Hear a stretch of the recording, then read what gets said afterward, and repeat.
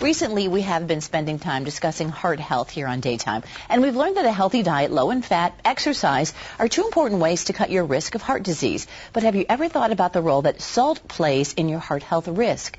Our guest today is a cardiovascular surgeon from Springfield Regional Medical Center and the author of a book, Salt Kills, and it looks at the potentially deadly role that salt plays in our diet. And joining me today is Dr. Srendra, and he is here from Springfield. Doctor, nice to have you here.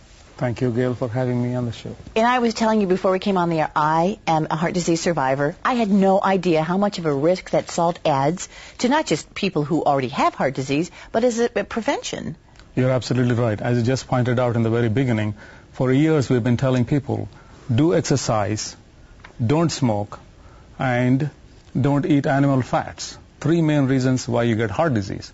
But when I went to India to visit my folks recently, I found out just about everybody my age and older has heart disease and other problems just like we have here, except they don't smoke and they don't eat animal fats like we do here. And then I found out by digging through the research that salt is the largest and by far the most widely ignored and also the most easily preventable cause of health problems. And that's how I ended up writing the book to explain it. This is interesting in the fact that you think you're the first one who's really written a book about the fact that salt can be so deadly, and we really have been ignoring this for so long. Well, we know for a long time salt causes high blood pressure. Add salt to your food, you get high blood pressure. More salt you add, higher the blood pressure goes. But high blood pressure alone is not just a simple pesky problem. You can take 1 or 2 pills and forget about it. High blood pressure alone hurts millions of people by causing heart attacks, strokes, and kidney problems. That's just for starters. There's much more to it. What made you decide that this was an important book to write? Well, as I started digging, as I said earlier on, there is more to it than just high blood pressure. For example, salt has now earned the title, the enemy number one, the public enemy number one. The reason for that is it hurts you in so many different ways you never thought about. For example, osteoporosis. Millions of people are affected by broken bones caused by osteoporosis, and salt has a lot to do with it. Really? Yes, it does. Childhood asthma, for example. It is a very common problem in schools nowadays. In some ethnic groups, almost every other child has asthma, and salt has a lot to do with it.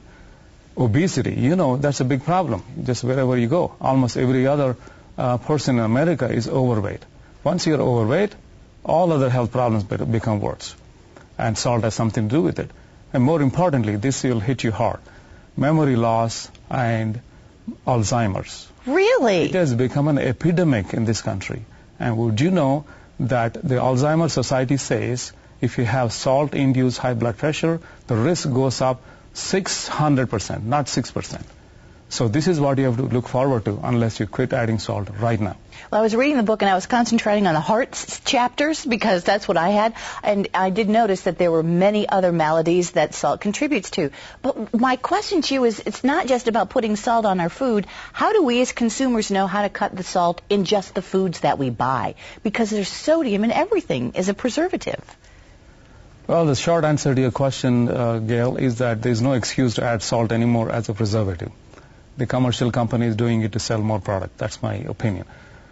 But you need to pick the choice with the lowest salt possible in the things that you want to buy. But you also need to know that 80% of the excess salt we consume actually comes from preserved foods and processed foods, not that you're just adding it on the table. Right. So you have to be a good consumer and read labels, right? Yes, you do have to be a good consumer and read labels. The most interesting part about Salt Kills, besides the fact that it offers this new information, is that it's information for the everyday person. This is not a medical journal. This is for every folk. You're absolutely right, Gail. I want to just make one point here. We took the medical information from thousands of publications and simplified into eye-catching illustrations, easy to understand language, and simple analogies to explain how many different ways salt hurts you. I'll give you one example.